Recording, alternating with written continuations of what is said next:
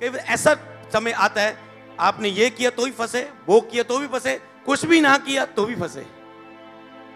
क्योंकि टाइम, दिन सिर्फ 5 है सोचने के लिए, दिन सिर्फ 2 है सोचने के लिए। हालेलुया। तो आप क्या करें उस समय में? हालेलुया। उस समय आपको क्या करना है? हालेलुया। जब लाल समुद्र आगे था, पीछे फिरौन की सेना थी, लाखों लोग थे परमेश्वर के, जिनको परमेश्वर गुलामी से छुड़ा के लेके आया। पर अभी तो भाग रहे हैं ना, दुश्मन तो गुलामी से छुड़ा तो लिया, दुश्मन पीछे। अभी टेस्टमनी कंप्लीट नहीं हुई, आगे पहुंचना बाकी है। ऐसे स्थान में जहां पर दुश्मन पीछा ना कर पाए, उसे बोलेंगे आजादी। तो अब क्या हुआ? आगे देख रहे हैं लाल समुद्र है, अगर आगे बढ़े तो पानी में डूब मरेंगे। पीछे मुड़ के देख रहे तो फिरौन की सेना है, वो मार देगी। अब इनको कुछ नजर नहीं आ रहा है, क्या करें? उन कठिन समयों में जब हमें कुछ मालूम नहीं होता कि मैं इसमें क्या करूं, आप उसमें चल रहे होंगे, आपको अपना केस सामने आ रहा होगा। मैं इस बीमारी में कुछ नहीं समझ आ रहा है, रिपोर्ट कराऊं, डॉक्टर ऑपरेशन कराऊं, ना करवाऊं, सिर्फ कहीं में इस हालात में समझ नहीं आ रहा है, इस हालात में समझ नहीं आ रहा है, इस पैसे के कर्जे वाले में समझ नहीं आ रहा है, लोन लूं ना लूं, कुछ नहीं पता लग, समझ रहे हो ना? कुछ भी आपका मसला है, सोचो उससे वो क्या है। तो अब जब आप देख रहे हो तो कुछ हल नहीं है, पीछे भी मौत, आगे भी मौत। तो अब किसकी ओर देखना है? एक ही चीज है, परमेश्वर की ओर देखो बस, ऊपर देखना है बस, परमेश्वर की ओर। और परमेश्वर को क्या करना है? परमेश्वर को खोजना है। फिर उन्होंने कहा क्या करें, अब क्या करें? ओ मूसा तो सानू मरन ले लेके आया, इन्हें तो गुलामी च चंगे सी, जिंदे तो सगे, हुण तो मर जावांगे। परमेश्वर ने मूसा को कहा क्या है तेरे पास? लाठी। लाठी। तो उसने, परमेश्वर का बढ़ा इसे समुद्र की ओर, उसने बढ़ाया लाठी को, समुद्र 2 भाग हो गया, इधर का पानी इधर, इधर का पानी इधर। सोचो कितने फीट ऊंचा होगा समुद्र, कितनी गहराई होती है। सोचो, मान लो शेड जितना ही रख लो, होता तो बहुत है, शेड जितना ही रख लो। सोचो शेड के इधर का इधर पानी, इधर का इधर पानी, समझ लो ये दो, इधर का इधर पानी, इधर का इधर पानी, बीच में रास्ता बन गया, पूरी नीचे सतह तक रास्ता बन गया। और वो सब वो पार हो गए। और क्या है, जब फिरौन की सेना ने उसे पार करने की कोशिश की, वो डूब मरे सब जन, तो ये आजाद हो गए। ऐसे ही प्रभु आज के वचन के बाद आपको आजाद करेगा यीशु नाम में। हालेलुया।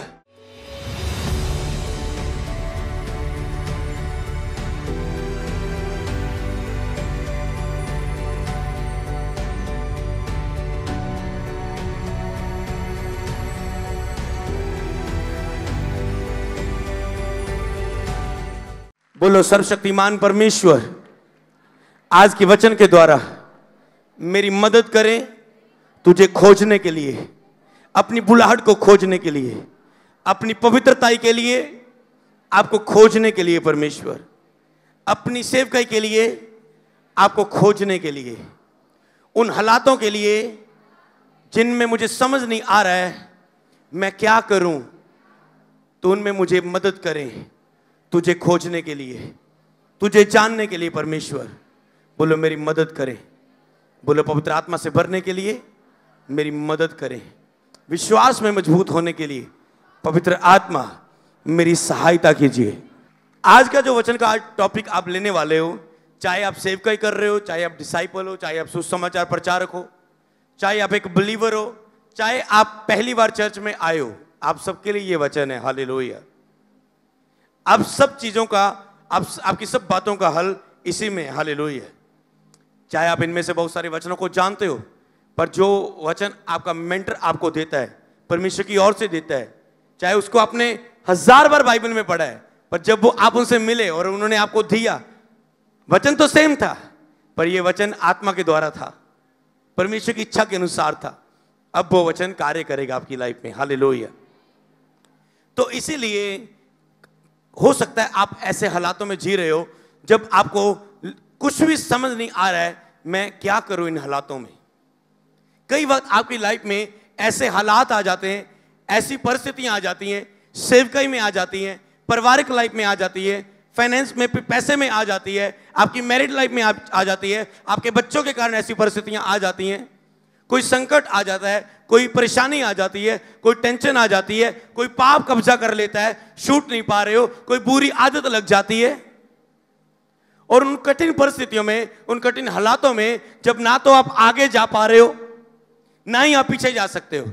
आगे कदम रखा तो भी फंसे, पीछे रखा तो भी फंसे, कुछ ना किया तो भी फंसे। समझ रहे हो? तो आप क्या करोगे ऐसे हालातों में? ये स्टेप लिया, इधर भी फंसे, दूसरा स्टेप लिया, उधर भी फंसे।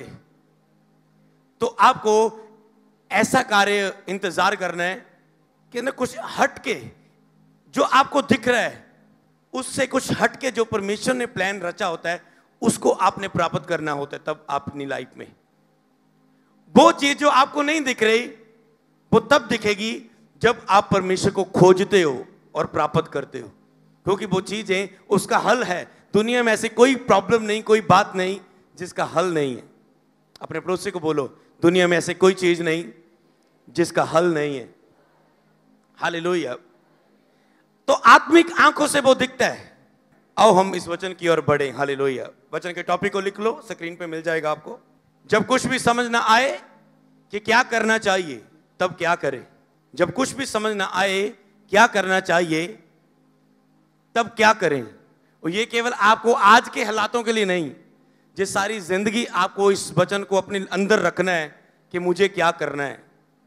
जब आपको नहीं, जिनको लोगों को ये नहीं पता होता, जब कुछ भी समझ ना आए क्या करना है तब क्या करें, वो क्या करते हैं? या तो सुसाइड करते हैं, या तो गंदे कामों में चले जाते हैं, नशे व्यभिचार के बीच में चले जाते हैं। दुख दूर करिए, थोड़ा पैग लाएंगे, थोड़ा या लड़कियां से जाएंगे, है ना, या तो वो पाप में जाएंगे। तो जब आपके ऊपर संकट आता है दो चॉइस होती हैं, या तो आप परमेश्वर के पास जाएंगे या तो शैतान के पास जाएंगे। या तो वो दुख, वो चिंता, वो परेशानी आपके ऊपर बहुत बड़ा संकट लेकर आ जाएगी, और शैतान, अगर आप शैतान की सुनेंगे उस दुख के हालात में, परिस्थितियों में, शैतान भी चाहता है कि इस परिस्थिति में ये सोच नहीं पाएगा, क्योंकि आपकी सोच बंद हो जाती है, आपको लगा कुछ नहीं हो रहा है। शैतान उस समय आपको पाप में गिरा देता है। तो या तो आप शैतान की सुनेंगे या तो आप परमेश्वर की सुनोगे। तो जब कुछ भी, जिनको कुछ नहीं समझ आ रहा है वो क्या करते हैं? सुसाइड करते हैं। डिप्रेशन, कुछ नहीं समझ आ रहा है, बस एक ही समझ आ रहा है, मर जा, लटक जा, जान दे दे, पानी में जा, गाड़ी के नीचे आ जा। एक ही समझ आ रहा है, बस मर जा, कुछ भी समझ नहीं आ रहा। तो आपकी लाइफ में ऐसा कभी ना हो, पर आपको पता होना चाहिए जब कुछ भी समझ, सारी लाइफ में, मेरी लाइफ में जब भी ऐसे समय आए कुछ नहीं समझ आ रहा है, क्या करूं क्या करूं क्या करूं क्या करूं, प्रभु तू ही बता। एक ही चीज आती थी, थोड़ा सा साइड पे जाना बस। अगर 15 मिनट बाद भी आपके पास सिर्फ 15 मिनट है तो आप 15 मिनट में सिर्फ 1 मिनट के लिए जाओ बस साइड पे। हे परमेश्वर, बाइबल में अपनी सारी चिंता मुझ पर छोड़ दे, मैं सब कुछ तुझ पर छोड़ता हूं और मैं विश्वास करता हूं आप मेरे लिए मार्ग निकालेंगे, क्योंकि आप मेरे परमेश्वर है, मैं आपकी संतान हूं। आपने मेरे लिए पुत्र को रखना छोड़ा, अब इस प्रॉब्लम से भी मुझे निकालेंगे। आज तक आप मुझसे प्यार दिखाते हो और मेरा बिलीव है आप मुझे आजाद करोगे करोगे करोगे। आपकी इच्छा पूरी हो। आपने प्रेयर खत्म हुई, अचानक से दिमाग की घंटी बजी, ये कर, तू खड़ा होने के लिए तैयार है इस हालात में, मैं तेरे साथ खड़ा होने के लिए तैयार हूं।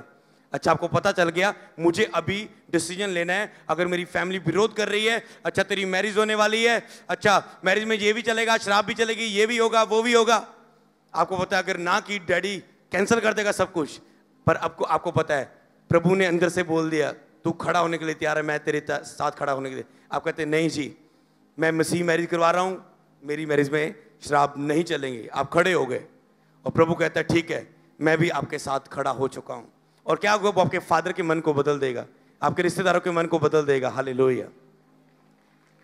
पर आपको पता नहीं लग रहा है, आपको लगता है अच्छा जे मैंने ऐसा फैसला लिया तो क्या हो जाएगा, ये हो जाएगा, सारा मैरिज कैंसिल हो जाएगी।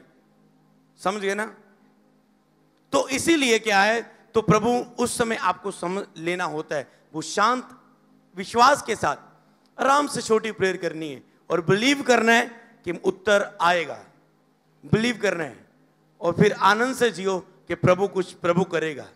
अब्राहम जा रहा है पुत्र का बलिदान करने के लिए, कहता है ले लेगा, इंतजाम परमेश्वर खुद करेगा। यही तो विश्वास होना चाहिए ना, कि पुत्र, अपने ही लौकते पुत्र को जो बुढ़ापे में मिला हो, उसे मारने तक जा रहा है। सोचो, शुरा यहीं तक आ गया और तब आवाज आ रही है रुक जा, तूने मेरे लिए अपने इकलौते पुत्र को न रख छोड़ा, इसलिए तेरी संतान को मैं इतना बढ़ाऊंगा जैसे रेत के कण, जैसे आकाश के तारे। सोचो, शुरा यहीं थे, बच्चे को ऐसे तक मारने लगा था, इतने टाइम में यहोवा की आवाज आ गई। सोचो वो आपका परिस्थिति का हल क्यों ना देगा अगर आप उसके ऊपर भरोसा करेंगे। हालेलुया। परमेश्वर पर विश्वास करके उसने अपने पुत्र को बलिदान देने का भी वायदा कर लिया था, पर यही तो विश्वास की पावर है। हालेलुया। ओके, वचनों की ओर अब बढ़ेंगे। आप समझ पा रहे हो मैं क्या कहना चाहता हूं आज?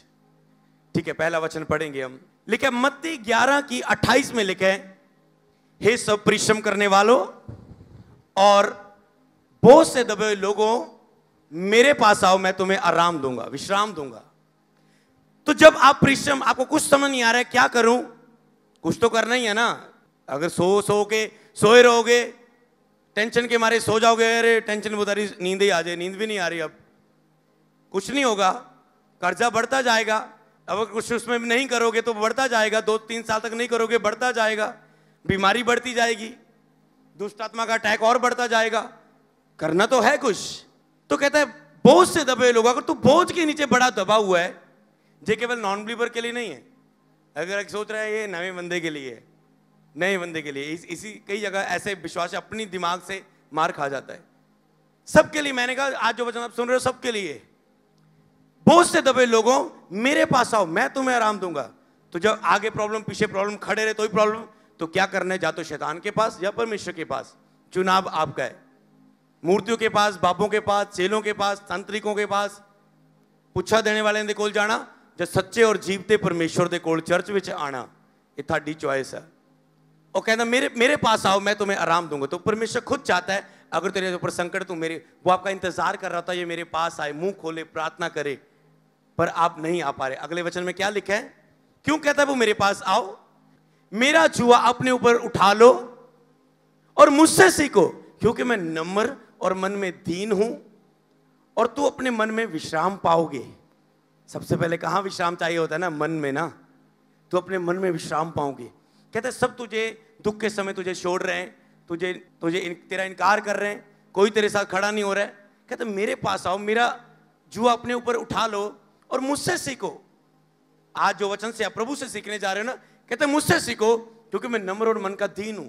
मैं इतना नम्र हूं, इतना दीन हूं, मैं तेरी सारी असफलताएं, तेरी सारी कमजोरियां, तेरे सारे पाप, तेरी सारी कमियां, तेरी सारे भोलापन, तेरी सब कुछ मैं अपने ऊपर ले लूंगा। और मैं इतना नम्र और दीन हूं कि और मुझ में तुम विश्राम पाओगे, फिर शांति पाओगे। हालेलुया। आपको पता है, यीशु जब नाम भी लेते हो, यीशु लेके देखो, यीशु यीशु, क्या फील हुआ? क्या फील हुआ? क्या फील हुआ? ऊंची आवाज से क्या फील हुआ? देखो, मैंने थोड़ा ना बताया किसको क्या फील हुआ। क्यों सब लोग बोले? क्योंकि फील हुआ। जिसके नाम लेने से फील होती है शांति, सोचो उसके पास आने से क्या कुछ ना होगा। तारीफ करो उस परमेश्वर के लिए। ओके, अगला वचन मत्ती 6:31। इसलिए तुम चिंता करके ये ना कहना क्या खाएं, क्या पिएं, क्या पहने।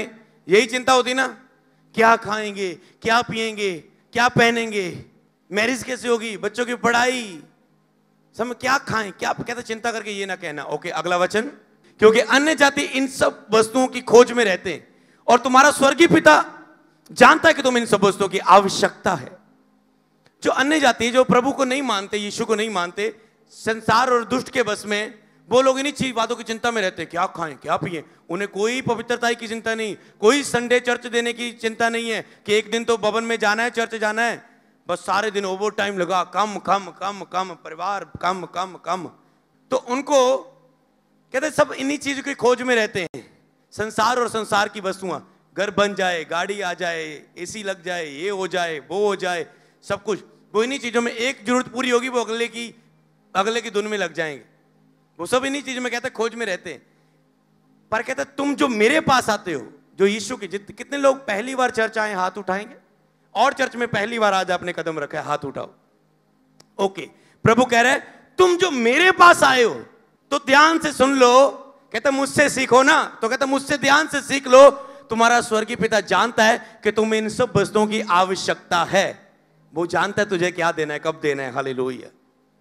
आपको पता है, उसे उसे पता है आपको कब देना है, क्या देना है। अगला वचन देखेंगे, कहता पहले तुम, पर पहले तूने क्या करना है, जब कुछ भी समझ ना आए पहले क्या काम करना है, परमेश्वर के पास जाना है। मेरे पास आओ मैं तुम्हें आराम दूंगा, कहता है परमेश्वर के पास आना। आप चर्च में आ चुके हो, मतलब चर्च में आने का स्टेप लेना, प्रेयर में घुटने टेकने का स्टेप लेना, आना, प्रेयर रूम में जाना, चर्च में आना, जब बाइबल को खोलना, मेरे पास आओ। पास आने के बाद क्या कहता है, कहता तुम इन चीजों की चिंता ना करना क्योंकि तेरी मांगने से मैं पहले जानता हूं। कहता परंतु पहले तुम, आपको यह वचन पता है कि मैंने उसके राज्य और धार्मिकता को खोजना है, सब वस्तु मुझे पीछे पड़ के मिल जाएंगी। और उसका राज्य धार्मिकता है क्या है? धार्मिकता मतलब क्या है? परमेश्वर की आवाज सुन के उसे मानो, उसकी आज्ञा पूरी करो, तो आप धर्मी बन रहे हो, आप धार्मिकता में जी रहे हो। क्या परमेश्वर की मानो, पहले दुनिया की छोड़ो, पहले परमेश्वर की मानो। क्या परमेश्वर की मान रहे हो? तो परमेश्वर का राज्य क्या है? अगला वचन देखेंगे, क्योंकि परमेश्वर का राज्य, रोमियो 14 की 17 में लिखा है, क्योंकि परमेश्वर का राज्य खाना पीना नहीं है, परंतु धर्म और मिलाप और वह आनंद है। परमेश्वर का राज्य खाना पीना नहीं है, क्या खाएंगे, क्या पीएंगे, क्या पहनेंगे, जो आप चिंता कर रहे हो, यह परमेश्वर का राज्य नहीं है। कहते तुम इन चीजों की खोज मत करो, तुम ये खोज करो कि मैं परमेश्वर को कैसे प्रसन्न कर सकता हूं अपनी जिंदगी से। मतलब कि धर्म और मिलाप, परमेश्वर से मिलाप करना, और वह आनंद है। कौन सा आनंद है? अगले अगले पढ़ेंगे 17-18 आयत, रोमियो 14 की 18 आयत। वह आनंद है, कौन सा आनंद की यहां पर बात कर रहा है? कहते हैं परमेश्वर के पास खाना पीना नहीं, उसका राज्य, वह आनंद है। कौन सा आनंद है जो परमेश्वर देता है? वो आनंद देता है वो पवित्र आत्मा के द्वारा। जब आप परमेश्वर को खोजते हो, वो देता है आपको अपना पवित्र आत्मा, होली स्पिरिट। वो अपना पवित्र आत्मा फिर आपको देता है, पवित्र आत्मा आपके पास आता है। और फिर जब मैं आपको एक चीज बताने, जो एंड में बताने वाला, मैं एडवांस में एक चीज बताना चाहता हूं। मेरे वचन का कहने का मतलब क्या है? अगर आपके पास होली स्पिरिट है, मतलब उसके साथ चलना, आपने पाया तो है, पर उसके साथ संबंध अगर है, तो सब कुछ आपके पास है। ये मैंने लाइफ में प्रैक्टिकल मेरा अनुभव है, व्यक्तिगत मेरा अनुभव है। अगर पवित्र आत्मा आपके पास है, आप उसे पाने के लिए परमेश्वर को खोज रहे हो और वो आपको मिल गया, तो सब कुछ आपकी लाइफ में होगा समय के अनुसार जब आपको चाहिए। पहले नहीं। आपको मैरिज चाहिए, आपके पास समय पर मैरिज होगी। आपको बेबी चाहिए, आपके समय पर बेबी होगा। आपको बिजनेस चाहिए, समय पर बिजनेस आएगा, पहले नहीं आएगा। क्योंकि प्रभु को पता है कौन सी चीज, अब ये मेरा बच्चा हो गया, पवित्र आत्मा पाया है, अब इतने साल में से मैं ये दूंगा, ये अगर मैंने पहला दिए इसकी प्रेयर कम हो जाएगी, अगर ये पहले आशीष आ गई ये पाप में गिर जाएगा, फोन इसे पहले दे दिया, नहीं पहले से पवित्रता ही मैं बढ़ाऊंगा, इतने 2 साल, ओके ये इसे दूंगा, इतने साल में से फोन दूंगा, इतने साल में इसे इसके पढ़ाई में पास करूंगा, इतने साल में इसको फौरन, समझ रहे हो ना सब कुछ। उसने ऐसे सब कुछ समय पर, आपका तो मुझे तो मिलता नहीं, हो सकता है उसमें अभी गॉड टाइम नहीं आया, पर मिलना जरूर है क्योंकि पवित्र आत्मा आपके साथ है। ऐसा हो नहीं सकता उसने कहा। दाऊद कहता है बचपन से लेके अब तक की उम्र तक मैंने कभी भी धर्मी को टुकड़े मांगते नहीं देखा। कहता है मैंने तो नहीं देखा, क्योंकि उसने ऐसा जीवन जिया है। जिसने परमेश्वर के साथ ऐसा जीवन जिया है वो ऐसे ही कहता है मैंने तो ऐसा कोई व्यक्ति नहीं देखा कि पवित्र आत्मा उसके साथ हो और उसकी लाइफ में महान कार्य ना हो, हालेलुया, और सब कुछ उसकी लाइफ में ना मिले उसे, ऐसा हो नहीं सकता। आपको सब कुछ मिलना है। अगर वेट होगा तो वो ग्रेट होगा, गॉड टाइम होगा तो वो आपके लिए बेस्ट टाइम होगा, पर सब कुछ आपको मिलना है। तो अब क्या करना है? जब कुछ भी समझ ना आए तो क्या करना है? परमेश्वर को खोजना है। क्या लिखा है वचन में? ओके, इसलिए हम इन बातों के प्रयत्न करें जिससे मेल मिलाप और एक दूसरे का सुधार हो। अगला वचन कहते हैं इन बातों की हम पूरी कोशिश करें जिससे मेल मिलाप हो आपस में, परमेश्वर के साथ आपका मेल मिलाप हो और आपस में आपका मेल मिलाप बढ़े, क्योंकि परमेश्वर इसी से खुश होते हैं। इसमें जतन करो और एक दूसरे को सुधारने का जतन करो। मतलब जब आप एक दूसरे के लिए, एक तो अपने लिए आप परमेश्वर के पास आते हैं, एक दूसरे के लिए, ये 2 सेवाएं होती है, अपने लिए जीना और दूसरे के लिए जीना। कौन से लोग हैं जो दूसरों के लिए कुछ ना कुछ कर रहे हैं, जी रहे हैं? हाथ उठाओ। अभी इतनी जल्दी मत उठाओ, सोच के उठाओ ना। अगर आपके बोलने के किसी का पेट भर रहा है, खाना मिल रहा है किसी को, जहां किसी को समझ रहे हो ना, किसी की वचन की उन्नति मिल रही है, कोई दुखी बीमार था आप उसे चर्च में लेके आए, जब कुछ भी आप जो है दूसरों के लिए रोज रख के आप प्रेयर करते हो, अब हाथ उठाओ, किनको महसूस हो रहा है मैं दूसरों के लिए जी रहा हूं? समझ रहे ना? बहुत कम लोग, ओ 10% लोग, 15% लोग, समझ रहे ना? तो ये परमेश्वर क्या कहता है? दूसरों के लिए जीने के लिए हमें अगुवाई करता है। तुम दूसरों के लिए भला करोगे, तेरे साथ भला होगा। ये ब्लेसिंग का सीक्रेट है। जैसे मैं आपके साथ भला करता हूं, यहोवा मेरे साथ भला करता है। कहते जो तुम बोओगे काटोगे। कैसे मैं तुझे ऐसे जाने दूंगा? जो सीक्रेट को समझता है, भलाई करने को आप नहीं समझते हो तो कैसे वो आपके साथ भलाई करे? क्योंकि अगर आपके पास भलाई का मन होता तो आप किसी की भलाई करते, किसी ना किसी की किसी भी तरीके से भलाई करते।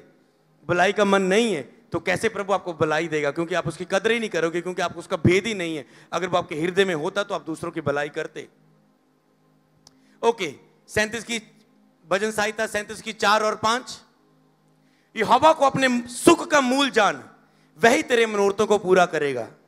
कहता है यहोवा को अपने सुख का मूल जान, मतलब आपका सुख किस में आएगा? यहोवा से। आपको यह मानना है मेरा सुख ना तो मेरे हस्बैंड में, मेरा सुख ना तो मेरे बच्चों से मिलना है मुझे, मेरा सुख ना तो मुझे पहले मेरे इनके ऊपर भरोसा करने से, मेरे रिश्तेदारों के ऊपर भरोसा करने से कि हाँ जी आप पता डिकुड़ी ने लगा दिमागे बाहर, ना तो मेरा सुख उनसे मिलना है। आप लोगों पर भरोसा करते हो। तो आपको इन चीजों को समझना है कि मेरा भरोसा परमेश्वर पर है। हमें ये ऐसे इस तरीके वाला सीड नहीं चाहिए। हमें जैसे लोगों से सीड नहीं चाहिए जो बोने के द्वारा कुछ ना कुछ अपना दबाव रखना चाहते हैं। जब बोने के द्वारा प्रेयर करवाना चाहते हैं, हाँ जी हम बोएंगे, अच्छा हमें प्रेयर मिलती रहेगी, जब पासी का नंबर मिल जाएगा। हाँ, तो अगर कोई इच्छा रख के ऐसे बो रहा है, जब कुछ प्लानिंग से बो रहा है, तो हाँ हमें ऐसे से नहीं चाहिए। परमेश्वर हमारे लिए बहुत आवश्यकताएं पूरी कर देगा आत्मिक रीति में। हालेलुया। तो ये देखो मनोरथों को पूरा करेगा। कहते परमेश्वर को अपने सुख का मूल जान, मतलब ये चीज समझो कि मेरा सुख परमेश्वर से मिलना है। जितना आप कोशिश करेंगे, अच्छा प्रार्थना में नहीं रहेंगे, वाइफ को खुश करने की कोशिश करेंगे, आपने लाख कोशिश की, वो उससे और नाराज होगी। आप कहते हो की फायदा है, प्रभु तेरी हजूरी च रहना पलाया। समझ रहे हो? आपने बच्चों के लिए बहुत अच्छा खरीद के लेकर आए, बच्चे ये देख मैं तेरे लिए क्या लेके आया हूं। बच्चा कहता बापू तेन मैं कैसी फोन लेके आया, पबजी खेलनी है, ए मैं की करना। आपका दिल टूट गया। समझ रहे हो ना? उस खुशी तक नहीं उसने जाहिर की। फिर आपको पता चलता है खुशी का कारण ये हवा ही है मेरा।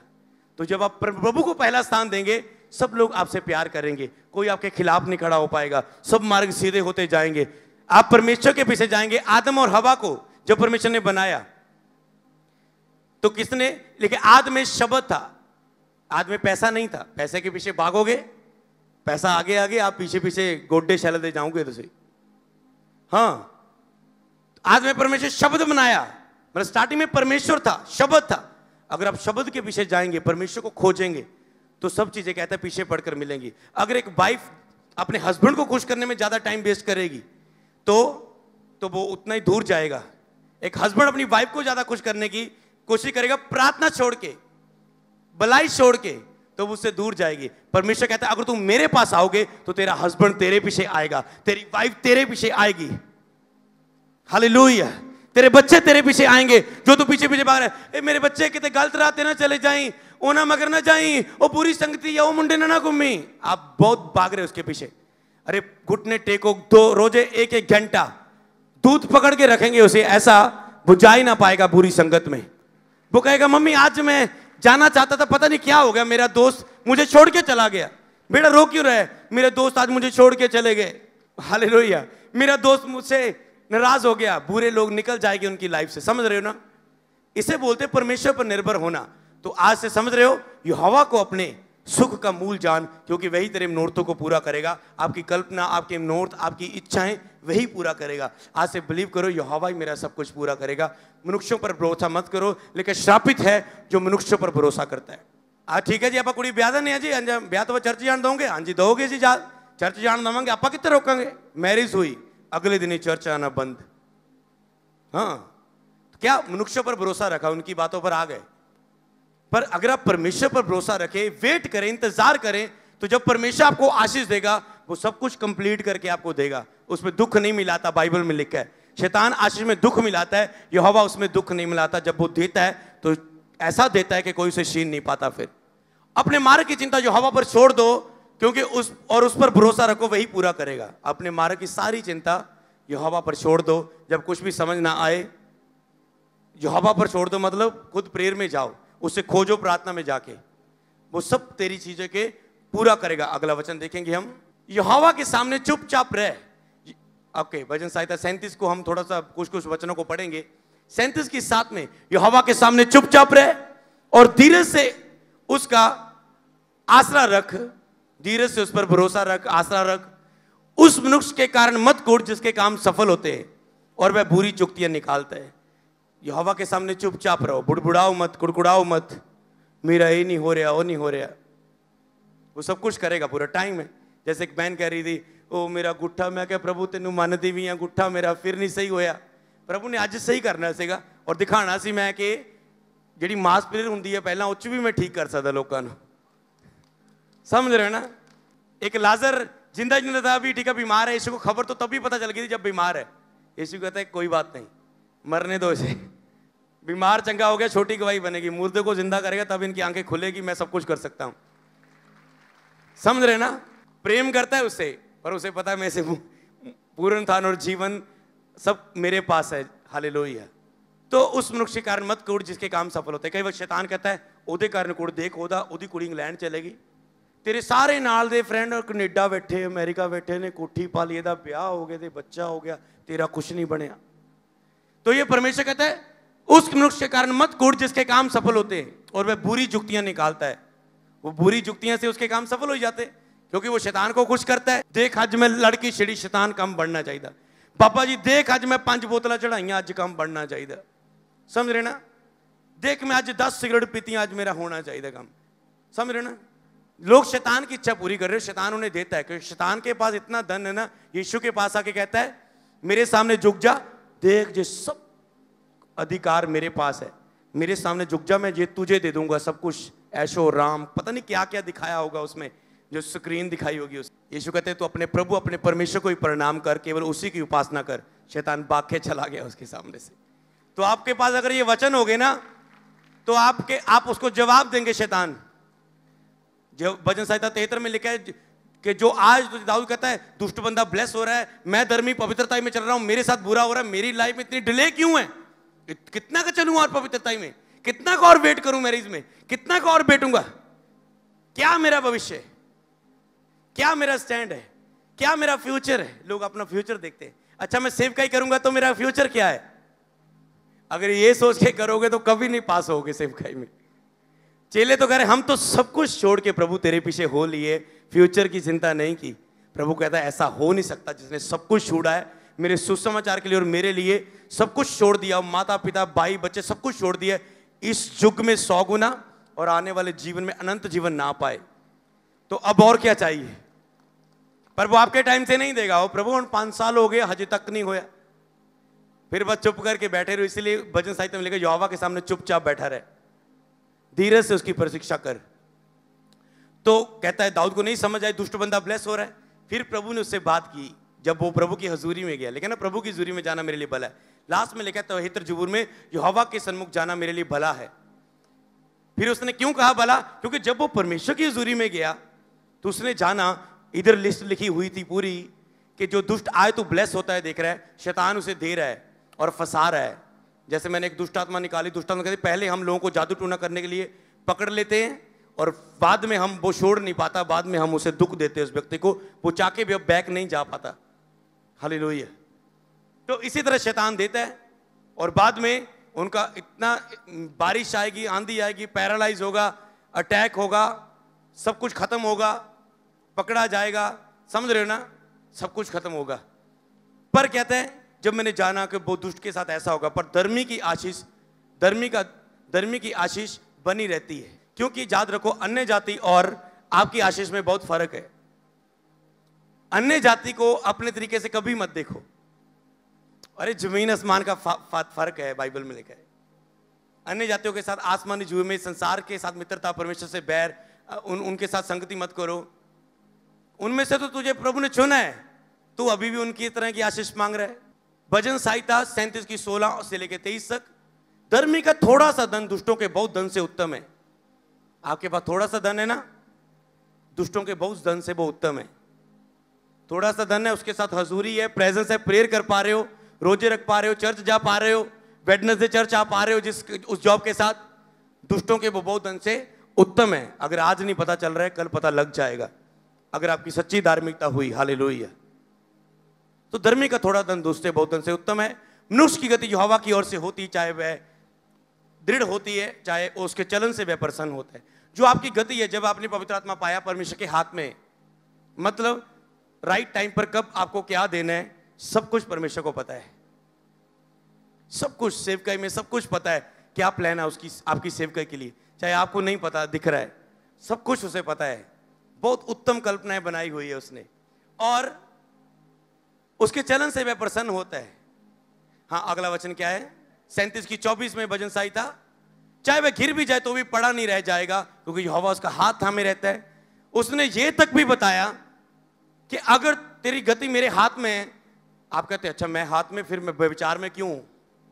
अगर मेरी गति उसके हाथ में, तो मैं मसीह में होने के बाद भी इस पाप में क्यों? मसीह में होने के बाद भी मैं इस चीज को छोड़ क्यों नहीं पा रहा हूं? कहता चाहे वह गिर भी जाए, कहता तूने छुड़ाया हाथ अपने बाप से, है ना? छुड़ाना हाथ, पकड़ ले उंगली, आजा थोड़ा चल के मेरे ना। बच्चे ने पकड़े होंगे ना हाथ नू, उधर इतना पकड़ ला, पकड़े होंगे ना, आ जा के अंदर, अब भाग जाए इधर को थोड़ा सा। अब कौन भागा हाथ छोड़ के? बच्चा भागा ना, तो कुत्ता बहु बहु करूंगा, कौन आएगा? आजा फिर, पापा पापा पापा पापा बचाई बचाई, पापा बचाई, पकड़ लेगा ना हाथ आके, बैठ जा, समझ गए ना? तो कहता तू छूट गया, पाप ने तुझे घेर लिया, जा तो बच्चा आ जाएगा आगे, ना भी आया, कहता ना, समझ लो, कहता ना भी आया, उसके चलन से चाहे वह गिर भी पड़े, अच्छा ना आया, कुत्ते ने पकड़ लिया, ठीक है, पाप ने पकड़ लिया, गिर भी जाए तो मैं उसके पास जाऊंगा, बाप खुद उसके पास जाएगा और उस गिरे हुए को उठखड़ उठा देगा। खड़ा हो जा फिर से पवित्रताई में, वो खुद आपको खड़ा करता है। आपको क्या लगता है जब आप पाप में गिरे थे, फिर गंदगी में चले गए थे, मसीह में होने के बाद आप अपनी ताकत से खड़े हुए? आपने तो लाख कोशिशें की, फोन छोड़ के देख लिया, अकेला 4 बंदों में रह के देख लिया, जॉब बदल के देख ली, नहीं, फिर भी वो गलती हो रही है आपसे। पर जब उसने छुआ आपको, अब आपको पता मेरे कर्मों से नहीं हुआ, जे उसने मेरा हाथ पकड़कर खड़ा किया है। हालेलुया। वो ऐसा आपको खड़ा करता रहेगा। तो सोचो, इस इतने भले परमेश्वर के पास आना है जो इतने वायदे करता है, जहां जब कुछ भी समझ नहीं आ रहा है, पाप करना है, गंदगी में जाना है, अपने शरीर को बेचना है, जब पाप करना है, जहां गलत डिसीजन लेने, जहां नशे करने, जहां दुख में आके मुझे कोई प्यार नहीं करता, बाहर प्यार ढूंढने जाना है दुनिया में, कि कहते ना मुझे कोई प्यार नहीं करता, तो वो बाहर दुनिया में, संसार में प्यार ढूंढना शुरू कर देते हैं। और परमेश्वर कहता है मेरे पास आओ, मेरे तुझे इतना प्यार दूंगा, कोई दुनिया कोई जन ऐसा प्यार नहीं कर सकते तेरे साथ। हालेलुया। लेकिन मां से भी ज्यादा उसने प्यार किया। जैसे माता संभालती वैसे यीशु संभालेगा, कभी भी ना छोड़ेगा, कभी भी ना त्यागेगा। हालेलुया। जैसे माता संभालती वैसे यीशु संभालेगा, बाइबल में लिखा है।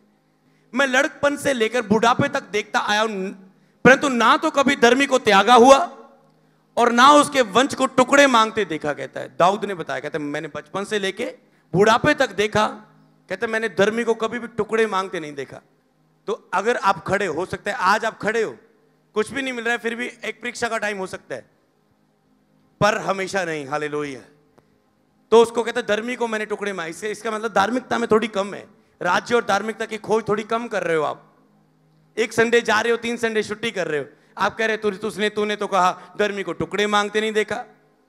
प्रभु कहता कादा धर्मी तू एक एतवार आके केड़ा एहसान करता मेरे उत्ते, जे तू 4 एतवार भी आना, तू महीने से सिर्फ 4 बार चर्च आना है। तू 4 हफ्ते होंगे ना महीने दे विच, सिर्फ 4 एतवार आके एक महीने दे विच, है ना, 12 चौक 48, तो क्या तू 48 दिन दे विच आके तू मेरे केड़ा एहसान करता? तू केड़ा कहना तू प्रभु मेरे लिए की किता अज तक? साल 48 दिन आके तू मेरे तो